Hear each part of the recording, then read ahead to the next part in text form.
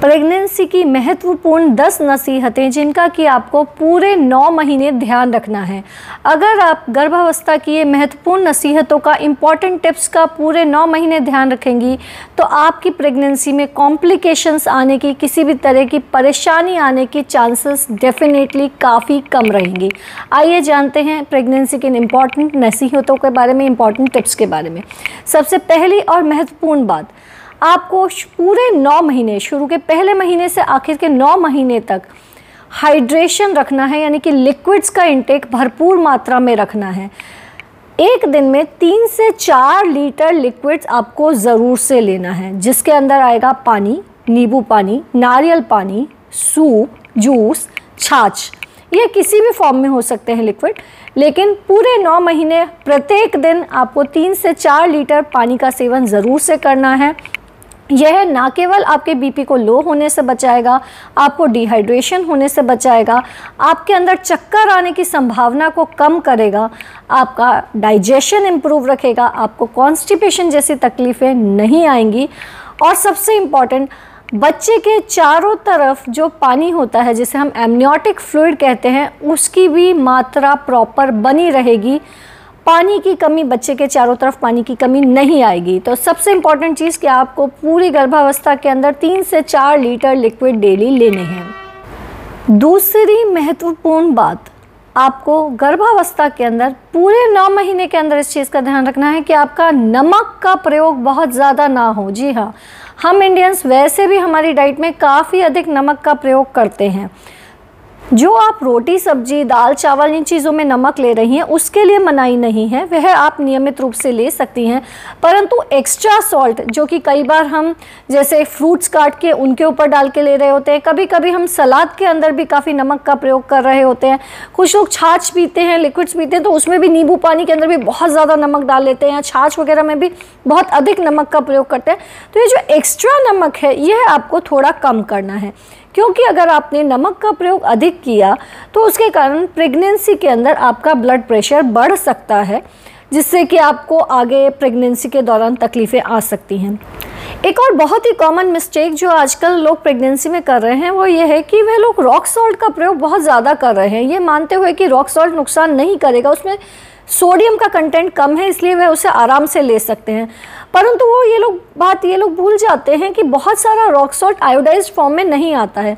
Iodine बच्चे के लिए बहुत ही ज़रूरी होता है, उसके थायराइड की नॉर्मल फंक्शनिंग के लिए बहुत ज़रूरी होता है, बच्चे में नॉर्मल आईक्यू रहे उसके लिए बहुत ज़रूरी होता है। तो अगर आप रॉक सॉल्ट का प्रयोग कर रही हैं तो ये ज़रूर चेक कर लीजिए कि वह आयोडाइज्ड है या नहीं है, क्योंकि most of the rock salts जो मार्केट में ऐसे ही बेचे जाते हैं, कई बार ठेले पे बेचे जाते हैं, कई बार दुकान पे जस्ट रॉ फॉर्म में बिना किसी पैकिंग के बेचे जाते हैं, मोस्ट ऑफ द टाइम्स वो आयोडाइज्ड नहीं होते हैं। तो ये ज़रूर ध्यान लीजिए कि आप जो भी सॉल्ट का प्रयोग कर रही हैं वो आयोडाइज्ड ज़रूर से हो। तीसरी महत्वपूर्ण चीज़, आपको दिन में 2 से 4 डेयरी प्रोडक्ट्स, जी हाँ, यानी कि दूध, दही, छाछ, लस्सी, इनमें से कुछ भी 2 से 4 के बीच में ज़रूर लेना है। यानी कि आप या तो 2-3 गिलास दूध पी लीजिए, या 2 गिलास दूध, 1 कटोरी दही ले लीजिए, या 2 गिलास दूध और 1 गिलास लस्सी ले लीजिए, या 1 गिलास दूध, जिनको दूध बहुत पसंद नहीं है वो 1 गिलास दूध ले लें, 1 गिलास लस्सी, 1 गिलास छाछ, 1 आइसक्रीम, ऐसे ले लें। यानी कि दिन में 2 से 4 डेयरी प्रोडक्ट्स की सर्विंग्स होना बहुत ज़रूरी है।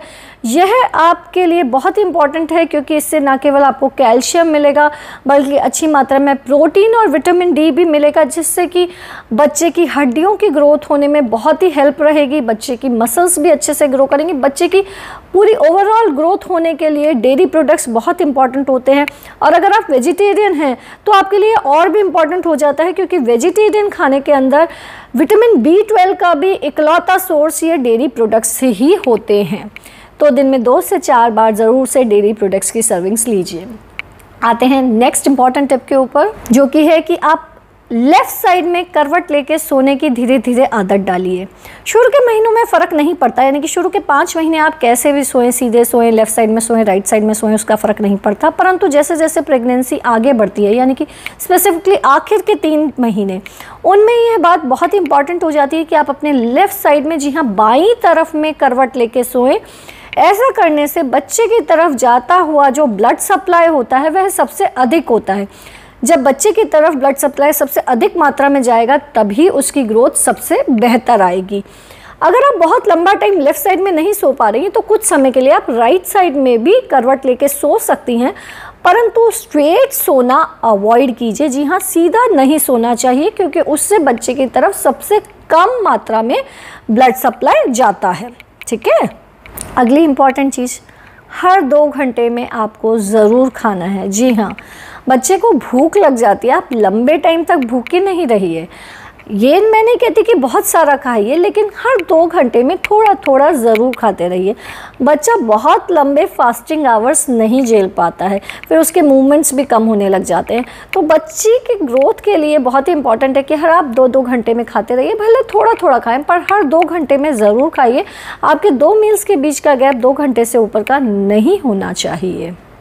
नेक्स्ट इम्पॉर्टेंट चीज़, आपको अपनी डाइट के अंदर कैफ़ीन का प्रयोग रिस्ट्रिक्ट करना। जी हाँ, कि डेली के अंदर रोज़ आपको 200 मिलीग्राम से कम मात्रा में कैफ़ीन का प्रयोग करना है। कैफ़ीन किस में होता है? जी हाँ, जो चीज़ें आप रोज़ बहुत ज़्यादा लेते हैं वो है चाय, कॉफ़ी, चॉकलेट, कोल्ड ड्रिंक्स, इन सभी में कैफ़ीन होता है।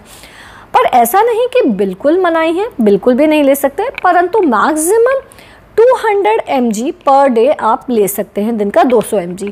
तो अब हम कैसे कैलकुलेट करेंगे कि 200 mg हो गया या नहीं हुआ है? तो देखिए, 1 कप चाय के अंदर लगभग 75 mg कैफ़ीन होता है।